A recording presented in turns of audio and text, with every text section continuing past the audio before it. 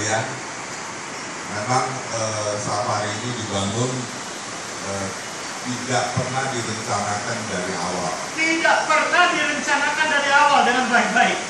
Jadi kita sudah cukup bangga dengan waktu itu menjadi pemain sirkus yang keliling-keliling untuk menampilkan keterampilan akrobatik kita dan melatih hewan itu kepada para pengunjung.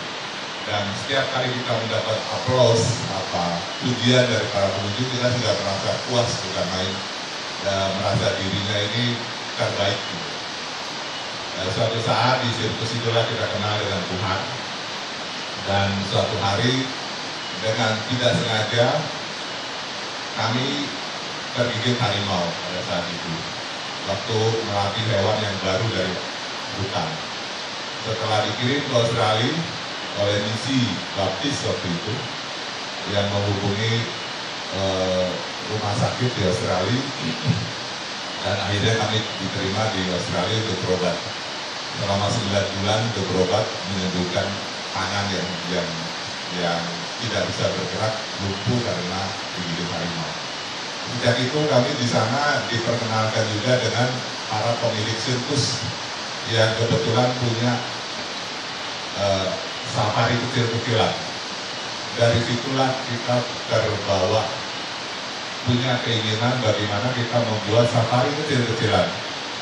Mungkin juga akan menarik para wisatawan dan mungkin juga memberikan tempat pensiun, tempat istirahat untuk hewan-hewan yang sudah berbakti di sirkus, karena hewan-hewan itu tidak bisa umurnya panjang.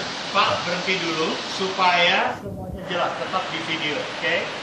Ya, dimulai dari gigitan harimau. Anda pikir enak langsung jadi?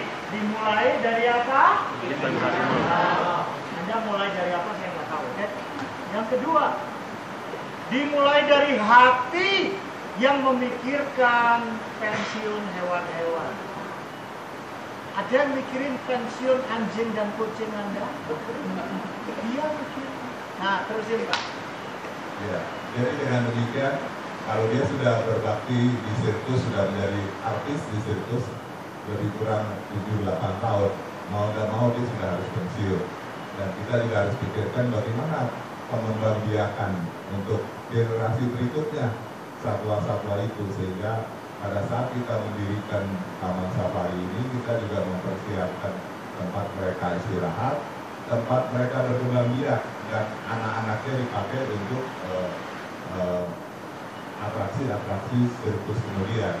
Maka kalau adik-adik sekalian melihat safari yang ada di sini, di mana ada atraksi-atraksi hewan yang kita latih dengan bijaksana, tidak dengan kekerasan, meskipun gajah, harimau, singa, dan lumba-lumba, semua itu dilakukan dengan memperhatikan kesejahteraan bagi satwa itu. Jadi kita tidak pernah eksploitasi satwa-satwa itu, tapi kita lakukan dengan penuh memperhatikan kesejahteraan para satwa itu.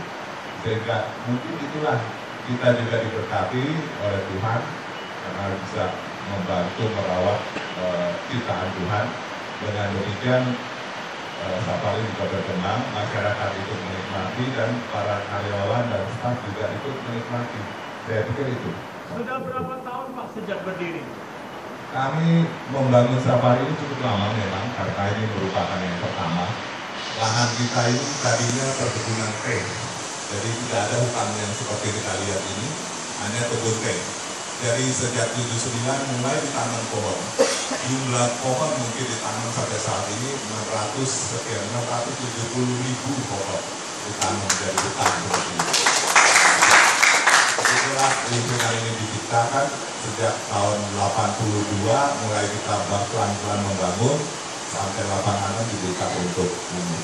Jadi bisa bayangkan lapangan dibuka sampai saat ini. Kita beri tepuk tangan ya.